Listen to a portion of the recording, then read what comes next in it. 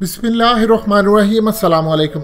अनकरीब आपको जनरल बाजवा और arm forces के अहम ओहदेदारों की एक बड़ी मीटिंग नजर आएगी। आपको एयरफोर्स के चीफ जनरल बाजवा और अहम ओहदेदार मुख्तलिफ महाजों पर जाते हुए नजर आएंगे और आपको ये बयान देते हुए भी नजर आएंगे कि हम पूरी तरह तैयार हैं जंग के लिए। इस सूरत हाल के अंदर प्राइम मिनिस्टर इमरान खान की भी अहम ओहदेदारों से आर्म फोर्सेस के मुलाकातें होंगी और इवन इंटरनेशनल लेवल पर आर्म फोर्सेस के अहम लोगों की भी मुलाकातें होने जा रही हैं। मजीद डिस्कस करने से पहले इस वीडियो को लाइक करें, हकीकत टीवी को सब्सक्राइब करें और बेल आइकन पर जरूर क्लिक करें। मामला LAC पर गर्म है, लेकिन याद रखिएगा जब LAC पर लड़ाई होगी तो साथ LOC पर भी लड़ाई होगी और इस सूरत हाल के अंदर पूरी तरह अल्हम्दुलिल्लाह हमारी तैयारी मुकम्मल है। इंडिया के आर्मी चीफ ने जो सबसे ताज़ा बयान दिया है, उन्होंने कहा है कि LAC पर सिचुएशन बहुत ज़्यादा टेंस है, हालात ख़राब हैं, लेकिन जवानों का जोश बहुत ज़्यादा है और हम हर तरह की जंग के लिए मुकम्मल तैयारी करके बैठे हैं। असल में ये उनका बयान अपनी फौज के लिए है। देखिए, चाइना की जो ताज़ा धमकी है वो इतनी ज़्यादा खतरनाक है कि इंडिया उसको कम्प्लीटली इग्नोर भी कर रहा है, शायद उसके पास देने को जवाब नहीं है। चाइना ने इंडिया को कहा है कि इंडिया ये समझ रहा है कि साउथ चाइना सी के अंदर इंडिया अमेरिका के आड़ में आकर फंसकर पूरी तरह वहां बिजी हो जाएगा और यहां पर चाइना के खिलाफ इंडिया हमला कर देगा या उसके लैंड पर जाने की कोशिश करेगा, उसकी टेरिटरी में घुसने की कोशिश करेगा, प्रोवोक करने की कोशिश करेगा। इस सूरत हाल में चाइना क्लियरली बता देता है कि हम एवरी इंच ऑफ टेरिटरी अपना डिफेंड करेंगे, इंडिया को 1 इंच जमीन नहीं लेने देंगे और इंडिया को हम बता देना चाहते हैं कि चाइना लॉन्ग टर्म प्लानिंग करता है। 1959 के अंदर इंडिया ने पूरा अग्रेशन दिखाने की कोशिश की, लेकिन हमने 1962 में उसका जवाब दिया। अब भी एग्जैक्टली ये सूरत हाल होने जा रही है। जैसे इंटरनेशनल लेवल पर चाइना के लिए सिचुएशन थोड़ी सी इजी हो जाएगी, उसी वक्त हम इंडिया को जवाब देंगे, हमला करेंगे इंडिया पर। और जब हम इंडिया की मरकजी चीजों पर हमला करके तबाह करेंगे, उनके ट्रुप्स को डिस्ट्रॉय करेंगे, एक्शन लेंगे, तब न्यू दिल्ली को जाकर रियलाइज होगा कि उनके साथ चाइना ने किया क्या है। ये बाज़ाब्ता तौर पर चाइना की जानिब से इंडिया के लिए बड़ी धमकी आई है। यानी आप अंदाजा कर लीजिए उन्होंने क्या बात कही है कि इंटरनेशनल सतह पर इस वक्त सूरत हाल ये है कि सारे कोरोना का इल्ज़ाम लगा रहे हैं चाइना पर, लेकिन अब चूंकि सेकेंड वेव आने वाली है, चाइना ऑलरेडी तैयार है, वो तो इसको पूरी तरह निगोशिएट भी कर रहा है मामलात को और पूरी तरह हल कर लेगा। उसे कहा है कि हमें पता है कि इंडिया की सूरत हाल इतनी ज़्यादा ख़राब हो गई, इकोनॉमी मेल्ट हो गई है उसकी, लेकिन वो सिर्फ चाहता है कि अपनी आवाम के सामने सुरखरू हो और बयानात दे, हमला करने की कोशिश करे और वो तैयारी भी कर रहा है हमले की। लेकिन हम बता देना चाहते हैं कि ये सिर्फ आपको दिखाने के लिए हमला की तैयारी कर रहे हैं। बैक एंड पर ये हमसे आज भी राब्ते कर रहे हैं कि किसी तरह जंग ना हो, निगोशिएशन हो जाए और मामला बातचीत के जरिए हल हो। एग्जैक्टली यही बात अब इंडिया के आर्मी चीफ ने भी कही है। उन्होंने कहा है कि हम जंग नहीं चाहते, लेकिन हम चाहते हैं कि मामला डायलॉग के जरिए किसी तरह हल हो जाए। अब आप जरा अंदाजा कर लीजिए कि इंडियन मीडिया की और उनके पास खबर लगाने के लिए मामला क्या है। राजनाथ सिंह रूस जाते हैं, वहां पर जाकर चाइना के खिलाफ बातचीत करते हैं, दोबारा S-400 मांगते हैं, लेकिन उनको नहीं दिया जाता, ना कोई कामयाबी आती है। इंडियन मीडिया में खबर क्या चलाई जाती है कि रूस को मना कर दिया गया है इंडिया की जानिब से कि आपने पाकिस्तान को हथियार नहीं देने, आपने कोई हेलीकॉप्टर्स नहीं देने, आपने उनके साथ कोई भी वेपन शेयर नहीं करने।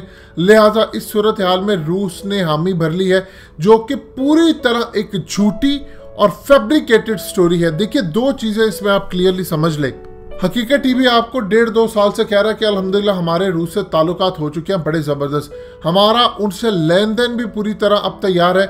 इंडिया ने जो खबर ब्रेक करवाई है, असल में राजनाथ सिंह का ये दौरा पूरी तरह फ्लॉप रहा है, उसको कुछ हासिल नहीं हो रहा। अब इंडिया के अंदर तो ये बातचीत जारी है कि आपने क्या हासिल किया। उन्होंने खबर ब्रेक करवा दी, इन्होंने जाकर बातचीत की है रूस के साथ कि आपने पाकिस्तान को हथियार या चीज़ें नहीं देनी। अब आप अंदाज़ा कर लीजिए कि इसका ये मतलब है कि इंडिया को कितनी देर से इदराक था कि पाकिस्तान रूस के साथ अपने मामला तय कर रहा है और इंडिया के कहने से रूस पाकिस्तान को देना बंद नहीं करेगा। ये एक नई बिगिनिंग है। देखिए, रूस और चाइना जैसे जो ममालिक होते हैं, इनको पता होता है कि फ्यूचर हमारा किसके साथ है और फ्यूचर में होने क्या जा रहा है। अब पाकिस्तान रूस से कई अहम हथियार लेने जा रहा है। हमारी नज़र S-400 से ज़्यादा S-500 पर भी है, बावजूद इसके कि वो बड़ा महंगा भी है और मुस्तकबिल के अंदर हमें उसकी ज़रूरत भी पड़ेगी, लेकिन इस सूरत हाल के अंदर हमारे पास दिफा के लिए वो चीज़ मौजूद होनी चाहिए।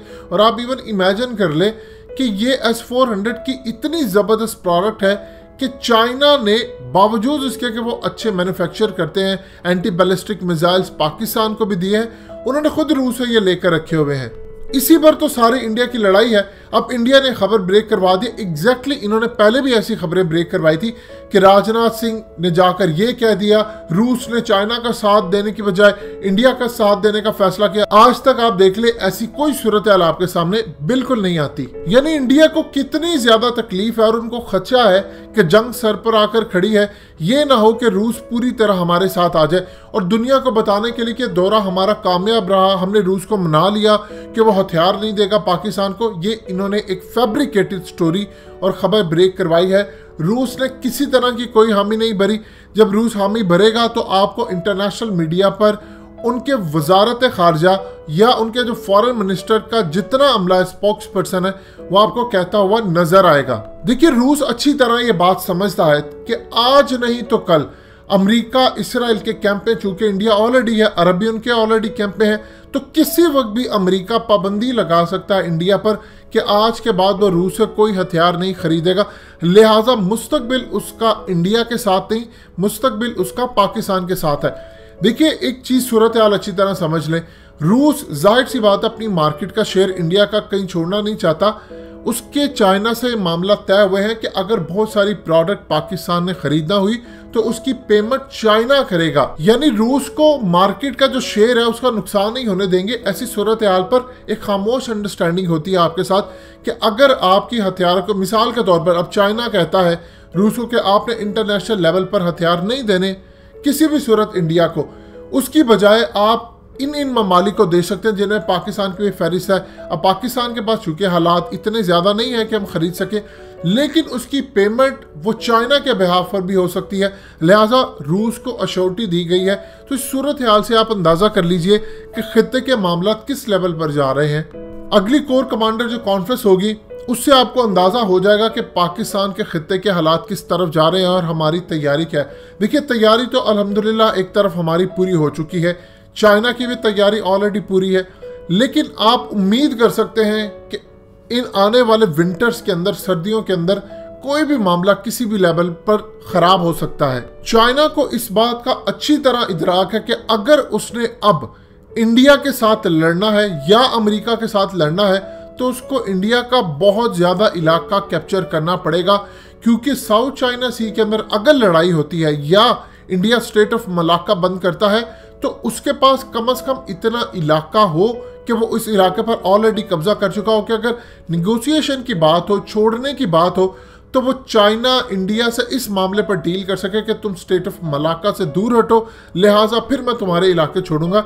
इसके लिए चाइना को सर्दियों में बड़ा हमला करना है और जब बड़ा हमला होगा तो याद रखिएगा फिर पाकिस्तान भी हमले के लिए तैयार रहेगा। दोस्तों, हकीकत टीवी को सब्सक्राइब करना मत भूलिए, वीडियो को लाइक करें, शेयर करें और कमेंट सेक्शन में अपनी राय का इजहार जरूर करें।